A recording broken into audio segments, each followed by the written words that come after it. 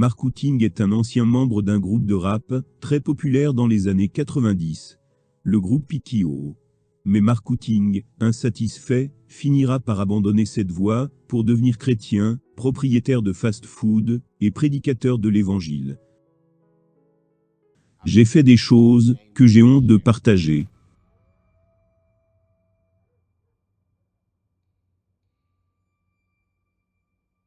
Que ce soit pour une bagarre en boîte de nuit, pour une fusillade, pour des coups de poing.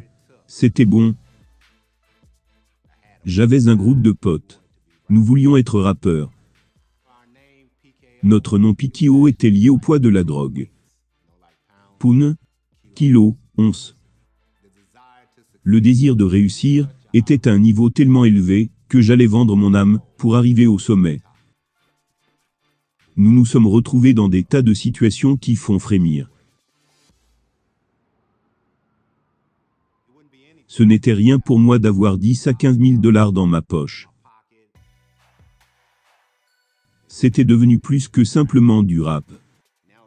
C'était devenu de la drogue. Quand nous sommes arrivés à cette situation, les choses ont décollé. Nous avons commencé à gagner beaucoup d'argent. Porsche, Benz, grosses chaînes colliers. Cela coûte beaucoup d'argent. Bagues en diamant, montres, maisons. Nous avons commencé à acquérir de très populaires boîtes de nuit. À cette époque, je pensais que c'était ça, que c'est ça la vie. Avoir des voitures, des femmes, des bijoux. On avait du bon temps. C'était comme s'il n'y avait que des fêtes. Et traîner avec les copains, c'était tout ce qu'il y avait de bien.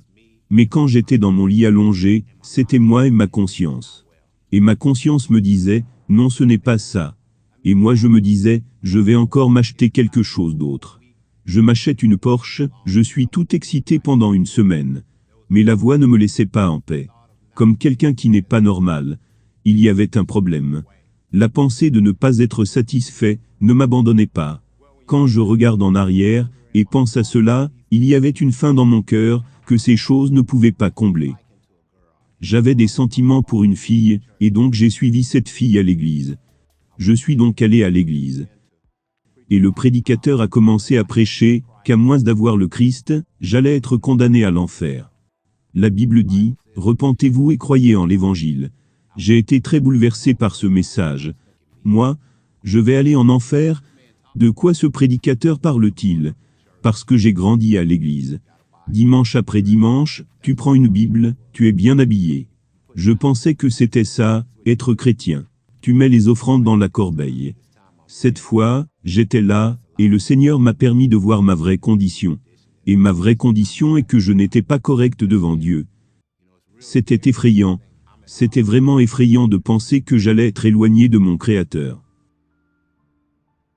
À ce moment particulier, j'ai commencé à crier au Seigneur.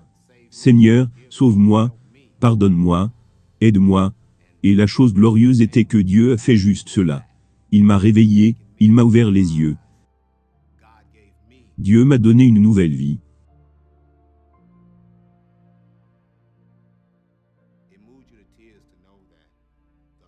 Ça vous émeut jusqu'aux larmes de savoir la perdition dans laquelle une personne passe dans la vie. Et Dieu doit les amener à ce moment de repentance. Cela te donne des larmes de savoir que les gens sont aveugles, comme je l'étais. Le seul chemin, la seule vérité, la seule vie se trouve en Christ. Il a dit, le Fils est venu dans le monde, pour sauver les pécheurs. C'est cela la bonne nouvelle.